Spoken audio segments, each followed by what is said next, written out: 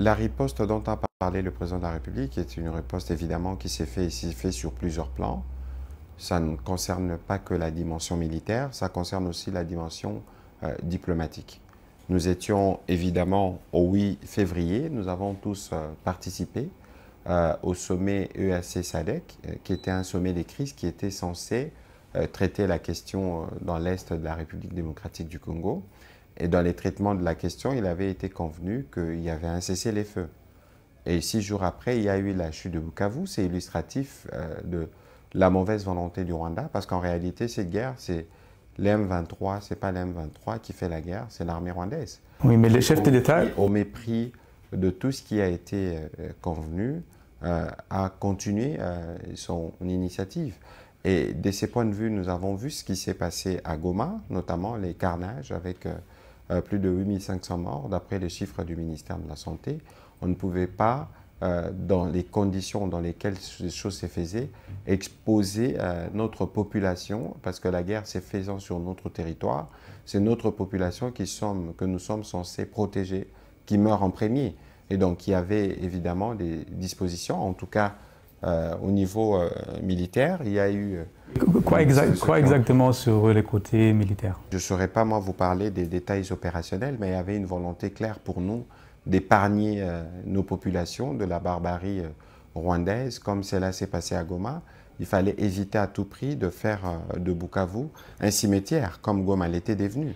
Et donc, nous étions dans nos droits le plus légitimes en termes de volonté de protéger nos populations, d'agir tel que l'action a été faite. Est-ce que vous voulez récupérer ces terrains? Parce Bien que sûr si que nous voulons récupérer, ça peut encore une nous fois voulons tout récupérer. aller dans les Si affrontements. nous ne les récupérons pas diplomatiquement, ça le sera mis. Liste de gens qui tuent sans ménagement, femmes, enfants et jeunes, de la manière la plus barbare possible, où les défenseurs de droits humains, les journalistes, personne n'a le droit de parole, sous l'emprise de ces criminels. La RDC a triplé les dépenses militaires dans les dernières 3 ans, c'est presque 1 milliard de dollars. Comment on explique cette situation? Écoutez, c'est la nature de la menace. Il faut savoir que dans les militaires, il y a du tout. Il y a le personnel, l'acquisition, la logistique et tous ces détails. Lorsque le pays fait face à des menaces comme la menace à laquelle nous faisons face avec le Rwanda, il faut bien que le pays s'y prépare. Vous avez parlé de la réponse diplomatique. Dernièrement, c'était l'Allemagne, par exemple, la Grande-Bretagne, le Canada. Ils ont coupé l'aide de développement au Rwanda. Mais si on regarde l'Union européenne, ils hésitent encore avec des mesures très dures, très strictes. Et qu'est-ce que vous entendez de l'Union européenne? Les sanctions qui sont tombées ne sont pas encore, de notre point de vue, suffisantes pour permettre l'application de la résolution du 2773 du Conseil de sécurité, qui exige clairement au Rwanda de quitter toutes affaires cessantes, l'Est de la RDC.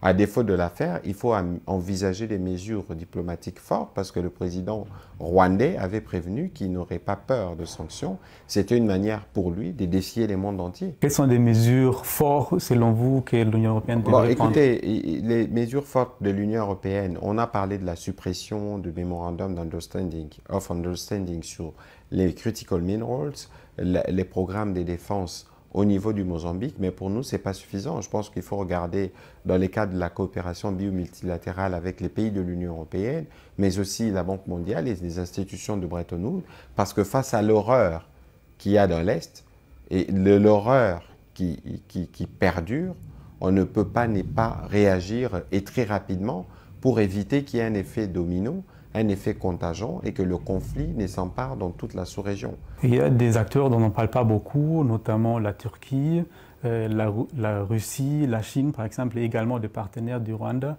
Quel est votre message vis-à-vis de ces acteurs concernant des éventuelles sanctions? Écoutez, ici il s'agit d'abord du respect du droit international. Il s'agit du respect de l'intégrité de la souveraineté des pays.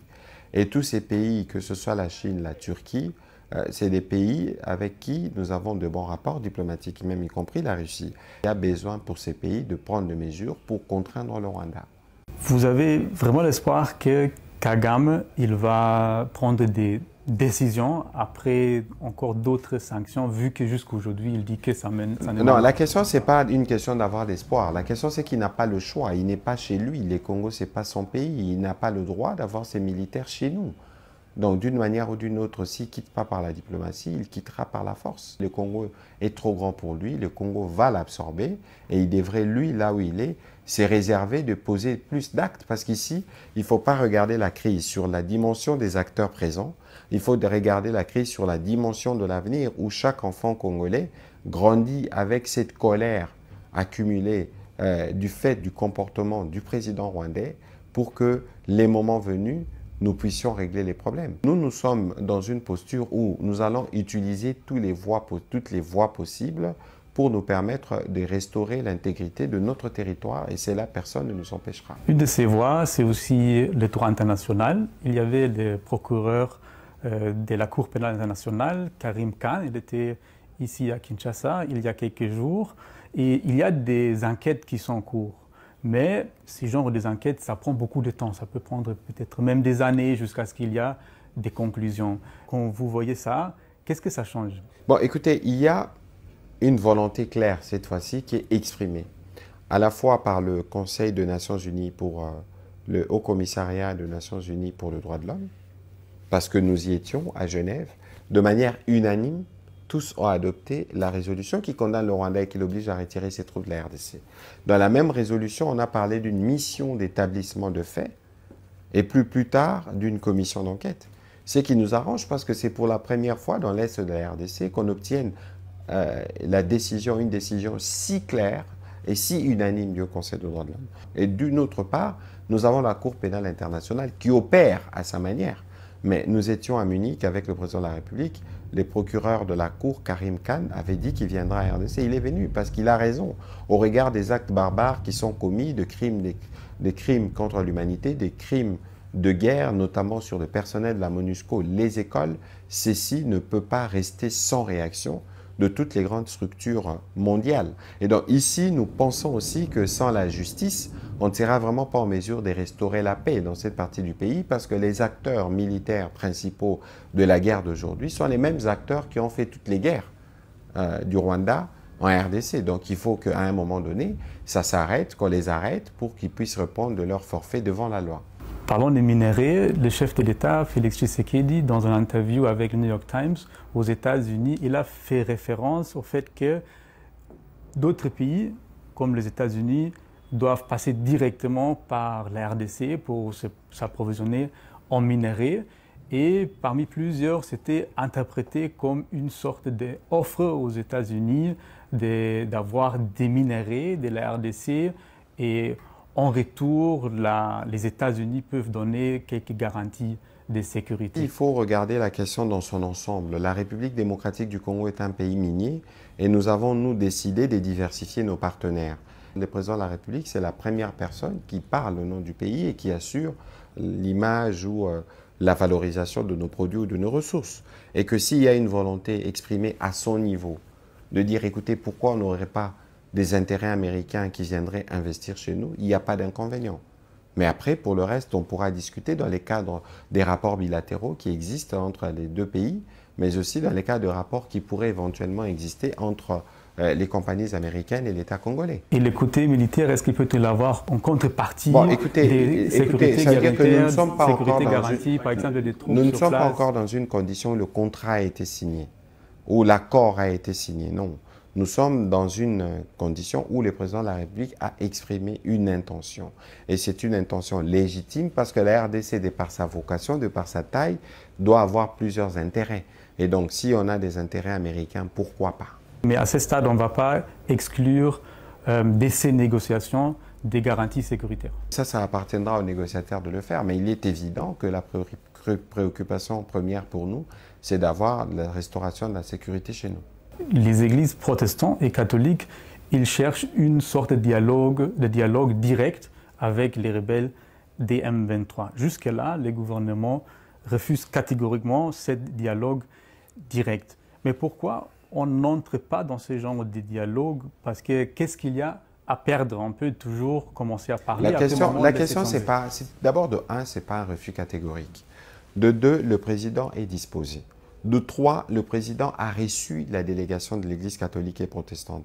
Et il leur avait dit que vous êtes en mission, vous commencez, allez-y et vous allez me faire le point. Le moment venu, quand ils reviendront, ils feront le point au président de la République et c'est le président de la République qui statuera. Mais ici, il y a des éléments qu'il faut noter.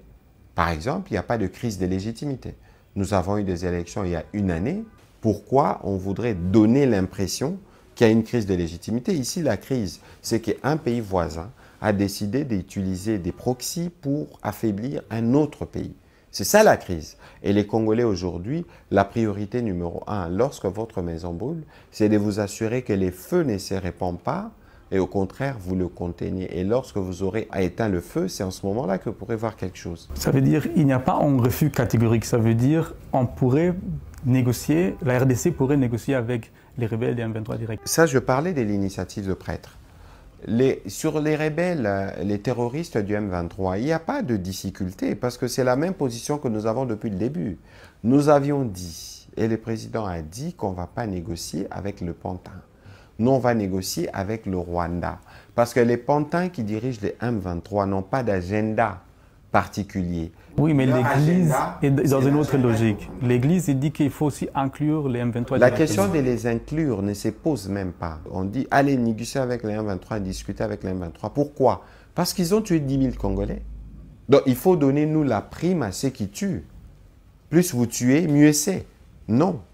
Nous sommes dans une position de principe qui a été convenue avec les chefs d'État au niveau du sommet de l'EAC. Qu'il fallait un processus politique avec les groupes armés qui est conduit par le président Ruto, le président honoraire du Kenya. Et c'est dans ces cadres-là que ces choses seront réglées. C'est quoi la différence si on parle directement avec les rebelles des M23 ou si ça passe par les processus dont vous avez parlé? La différence, elle est claire. La différence, elle est claire. Lorsqu'on dit on discute directement, ça veut dire vous, vous êtes assis là, moi je suis là. Et nous discutons. Mais ici, nous estimons qu'on ne peut pas offrir un tel luxe à un mouvement terroriste criminel. Aujourd'hui, penser que nous devons discuter avec les M23 directement, c'est exclu. En argument du côté rwandais pour qu'ils disent que voilà, la rébellion a une certaine légitimité, c'est selon eux la présence des FDLR sur le sol congolais, les anciens génocidaires Hutus. Et il y a quelques jours, le Rwanda a reçu des FDLR. Est-ce que ça nous montre qu'il y a encore cette menace sur le sol congolais? Mais nous, on appelle le Rwanda empire du mensonge. Regardez l'interview du président Kagame sur CNN. Regardez ce qu'il a dit lorsque lui ont posé la question s'il a de troupes dans l'est de la RDC. Vous avez suivi sa réponse. Il a dit qu'il ne savait pas. Et donc, lorsqu'ils nous sortent ces photos disant que c'est des officiers FDLR qui auraient été trouvés, supposons que ces officiers étaient dans une situation de guerre. Ça suppose qu'après le contrôle des larges pans de la ville de Goma par le Rwanda, ça suppose qu'ils sont soit en clandestinité, soit ils sont morts. Mais quand ils sortent, dans l'hypothèse où ils étaient en clandestinité, ils ne peuvent pas avoir des tennis si bien portés et si bien entretenus. Ça se voit que c'est des tenues qu'on a sortis des dépôts. Ça se voit que les messieurs qu'on présente comme le patron des FDLR, etc., ces messieurs-là, ou le général, c'est un homme utilisé par le Rwanda. La vérité, c'est qu'aujourd'hui, est-ce que vous avez des FDLR à Bukavu? Est-ce que vous avez des FDLR dans certaines localités, à Minova ou Calais? Est-ce que vous avez des FDLR là-bas? La guerre, elle est faite parce qu'on veut piller. La guerre, elle est faite parce qu'on veut garder la main sur les M23, eux, ils vont dire qu'il y a des Banyamulenge qui se trouvent dans ces zones. Pas. Les M23 est un mouvement de proxy créé par le Rwanda pour faire la guerre. La preuve, il doit y avoir d'ailleurs plus de militaires rwandais qui opèrent que de militaires issus du M23. La question des Banyamulenge est une fausse question. D'abord, de 1, vous ne pouvez pas prétendre, vous, vouloir protéger une communauté en massacrant le membre d'une autre communauté. La tribu des Banyamulenge, on en parle. Pourquoi ? On en parle parce que le président Kagame instrumentalise la question. On en parle parce que lui, il expose nos Tutsis devant les autres communautés. Comment lui, président d'un pays voisin, peut se permettre de se présenter comme les protecteurs des populations dans un autre pays voisin? Au Congo, nous avons les Bazombo, nous avons les Bakongo. Est-ce qu'il faut que le président angolais ou le président Sassou ou les présidents gabonais se disent, moi aussi, parce qu'il y a des Bakongo là-bas, je dois aller les protéger parce qu'ils sont menacés? Mais prenons les exemples des FDLR. Ils sont quand même encore quelques-uns sur le sol congolais, n'est-ce Oui, ils sont quelques-uns, d'accord. Mais pourquoi on était à Nairobi? Pourquoi on était à Luanda? Pourquoi on a fait un plan d'harmonisation et de désengagement? Parce que nous connaissions les problèmes, parce qu'on a esquissé la solution et parce qu'on devait aller à Luanda pour signer et commencer à finir les problèmes de manière définitive. Encore que les troupes ont été listées, leur nombre plus ou moins connu, suivez ce que disait à l'époque l'ambassadeur rwandais ici en RDC, c'est le Rwanda qui malheureusement n'est pas disposé à faire la paix, va chercher à multiplier de prétextes et d'autres prétextes pour garder sa main sur notre sol et continuer les processus de pillage. Son Excellence, Monsieur